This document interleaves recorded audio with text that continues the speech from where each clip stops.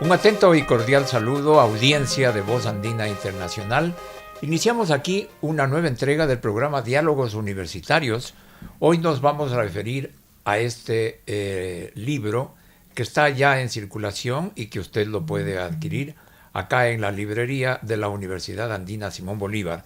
Se trata de Democracia en Tensión, el sistema de partidos políticos en Ecuador en el periodo 1996-2013.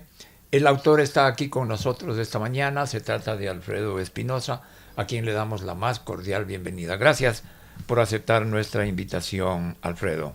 Un verdadero placer dialogar con usted, un gusto estar en la Universidad Andina, a la que considero mi casa también. ¿Cómo no? Siempre se regresa a la Andina, ¿no? Por supuesto. Ahora, ¿cuáles son las dos ideas básicas en las que te fundamentas para asegurar que la democracia está en tensión? Yo creo que la primera de ellas tiene que ver con un estímulo constante a los cambios que ha tenido tanto la norma constitucional como la ley de partidos, ahora Código de la Democracia. Es decir, este espíritu de renovación, si tú quieres, que hay en cada cambio, pensando que la ley por sí misma puede mejorar las condiciones de la democracia del país. Y esa es una de las primeras cosas en las que se pone atención dentro del documento. Es decir, tenemos un código electoral que ha sufrido más de una decena de cambios, ¿no es cierto? Una ley de partidos que sufrió un número similar de modificaciones, constituciones que han cambiado, 98, 2008, pero la situación, en lugar de mejorar, se complica, y se complica porque los actores políticos, los partidos, los candidatos, los legisladores no cumplen con las normas que ellos mismos aprueban. Entonces esa es la primera gran idea del libro.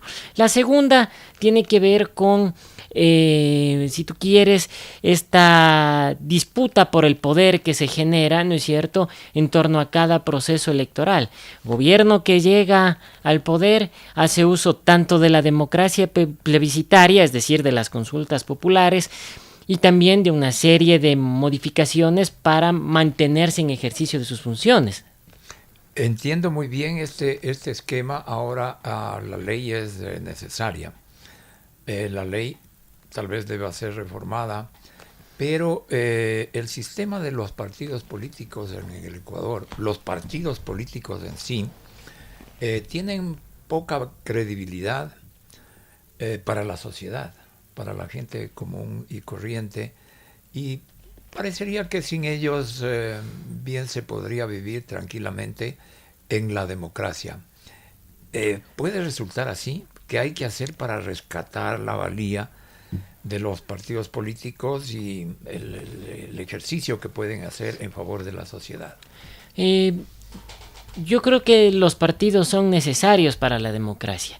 Uh-huh. El problema es que estos partidos que tiene el Ecuador son totalmente nefastos para el ejercicio democrático. Ese es el problema. Estos partidos, en lugar de darle mayor sostenibilidad al régimen democrático, de brindar condiciones legítimas para encauzar las demandas ciudadanas a través de los espacios de poder, no han cumplido con esa tarea. Si nosotros vemos, por ejemplo, el Latinobarómetro de las Américas del año 2024, dentro del análisis que se hace en la región, Ecuador es uno de los países en donde la ciudadanía tiene menos confianza y menos credibilidad en los partidos. Más del 80% de los ciudadanos no confía en los partidos políticos. ¿Por qué? Porque los partidos políticos los han decepcionado.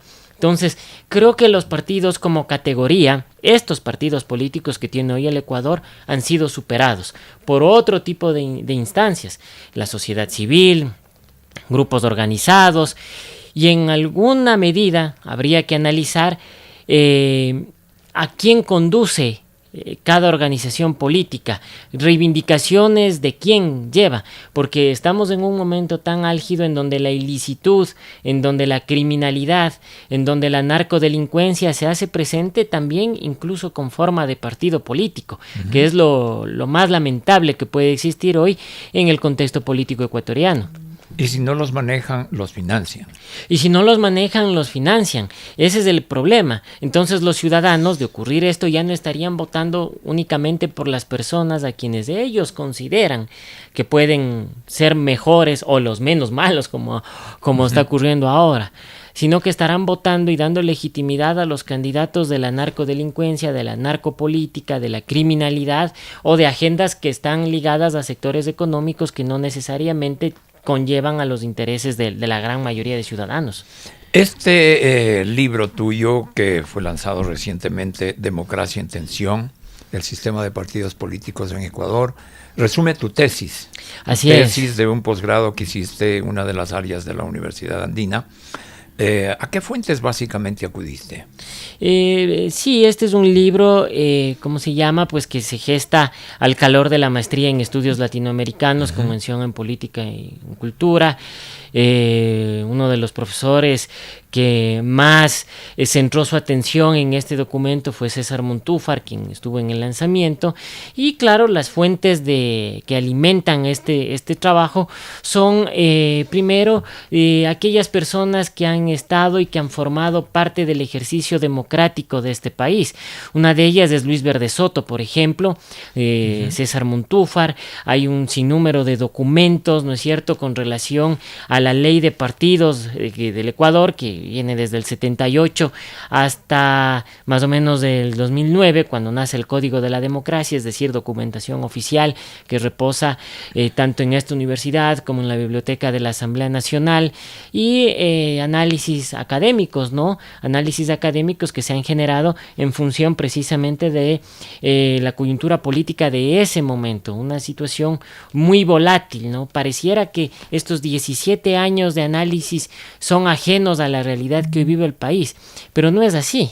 Mira que en este libro, releyéndolo, me encontré con la sorpresa de que ya se discutía en esa época la figura del presidente candidato, que hoy ha sido puesta en tensión, ha sido muy discutida al calor de la candidatura del presidente Daniel Noboa, y eso ya era objeto de preocupación en ese periodo, ¿no es cierto?, de análisis, ¿no? También el financiamiento de los partidos políticos, también el trabajo de la institucionalidad del Estado electoral, es decir, del Consejo Nacional Electoral, tan cuestionado antes como ahora. Estas ideas que tú acabas de exponer y da pie para vincular lo que tú has investigado con lo que está viviendo ahorita el país, ¿no? Estamos a puertas de una segunda vuelta electoral en la que definiremos por un presidente o presidenta.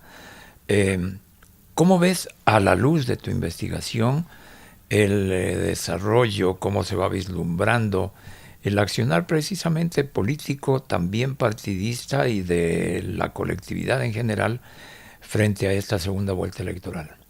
Bueno, lo primero, creo que el libro pone de manifiesto algo que con el paso de los años se ha ido acrecentando, que es esta desvalorización y esta devaluación de los partidos políticos. Antes nosotros llegamos a tener hasta 400 partidos.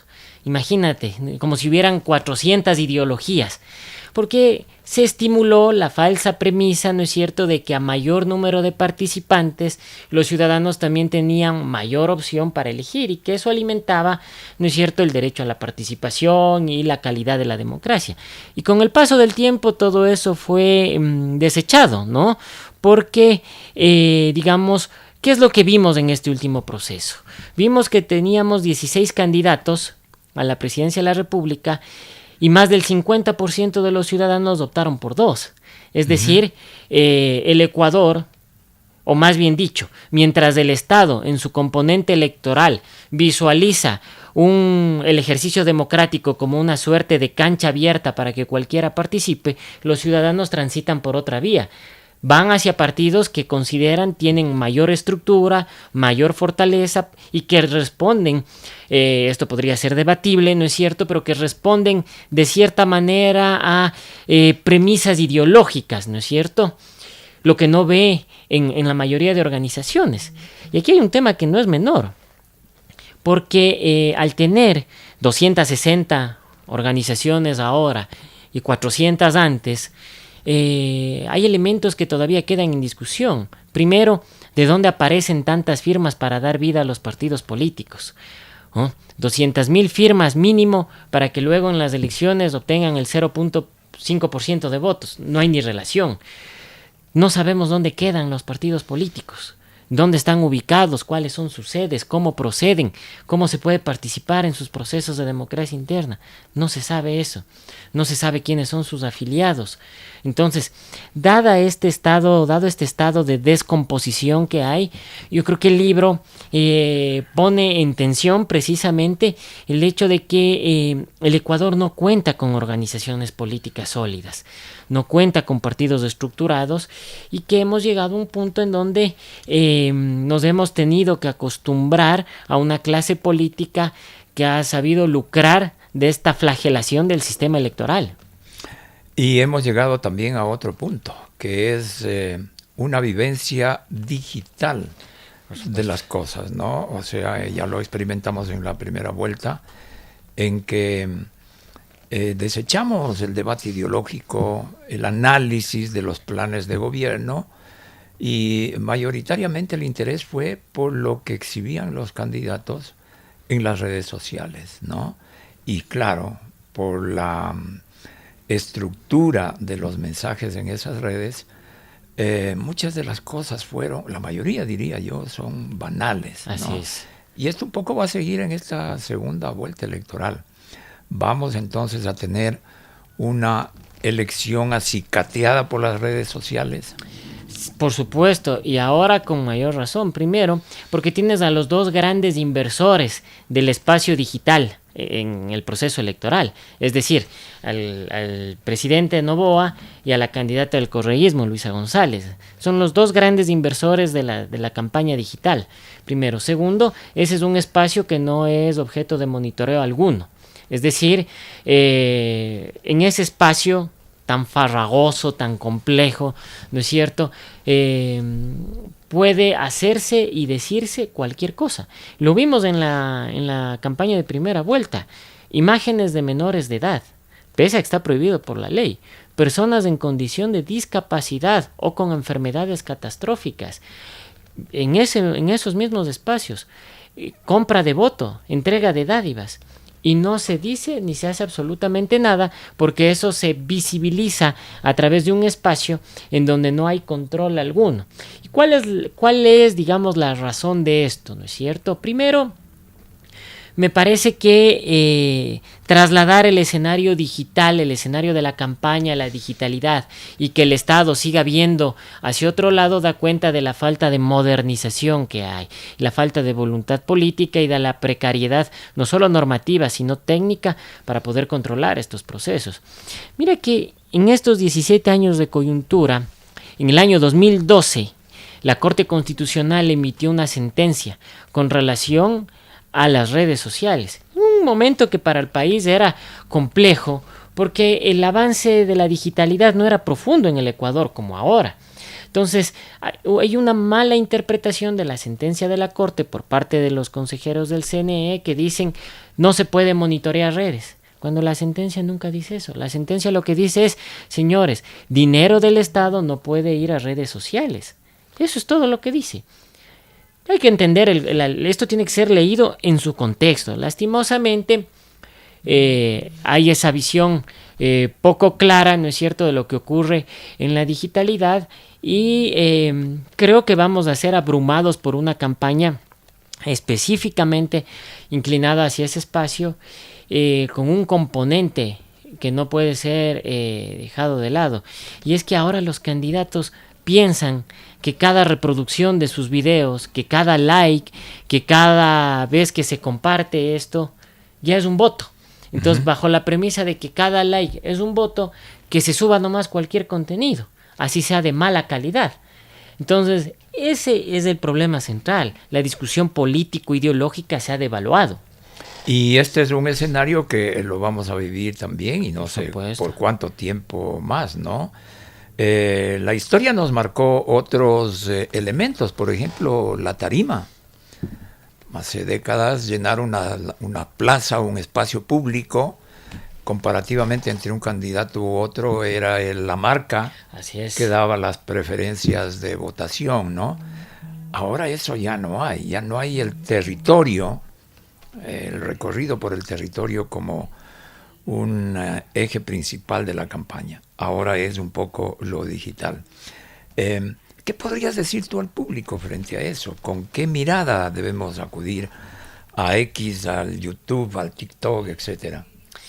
Con una mirada muy crítica, no con la mirada de un consumidor que se convierte en una especie de cesto en donde se van acumulando todas las publicaciones y los mensajes, ¿no es cierto?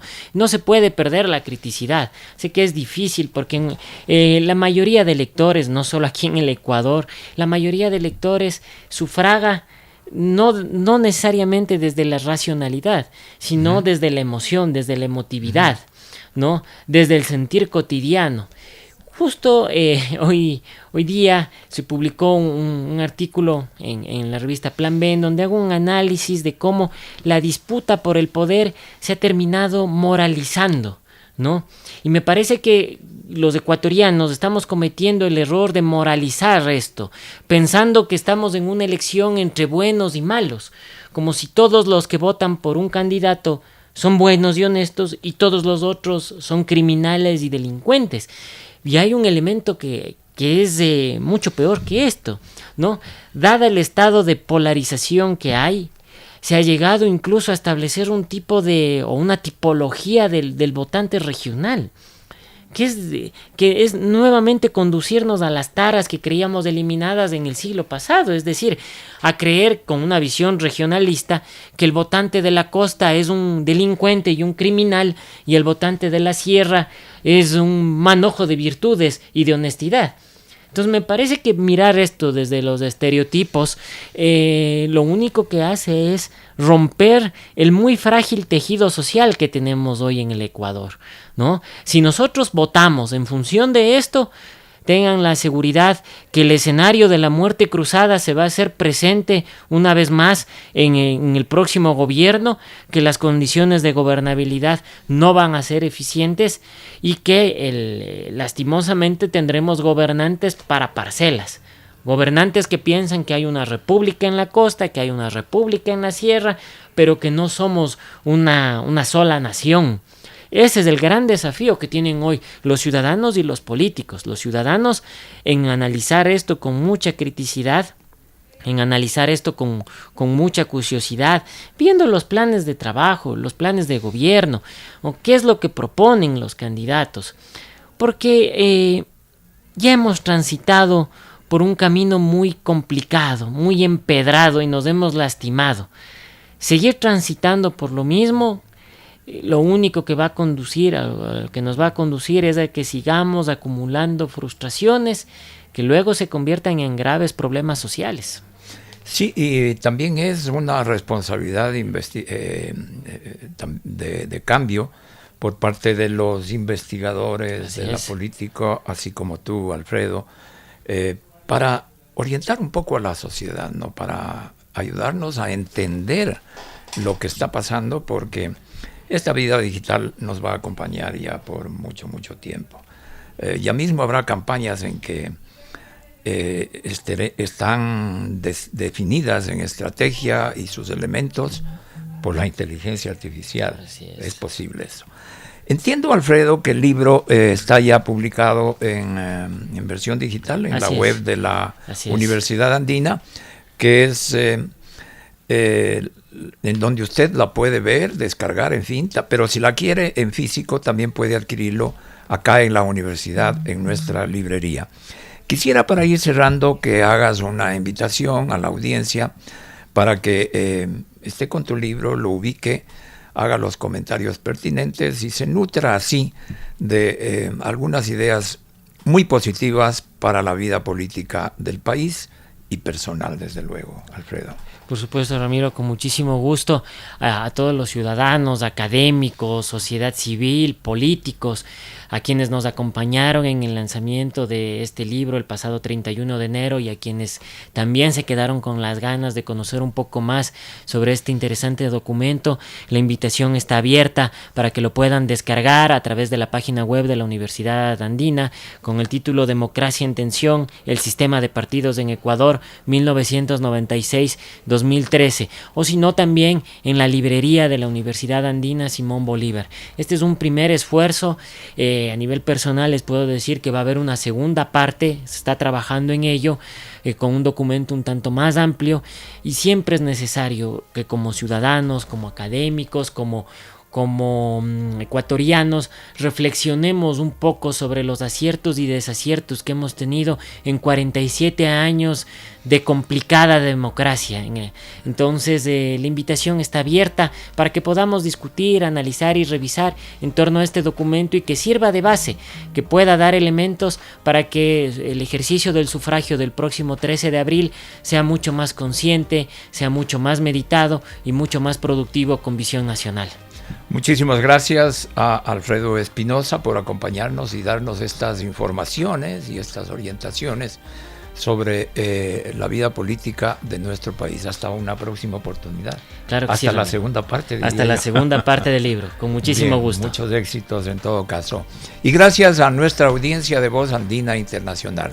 Nos veremos pronto.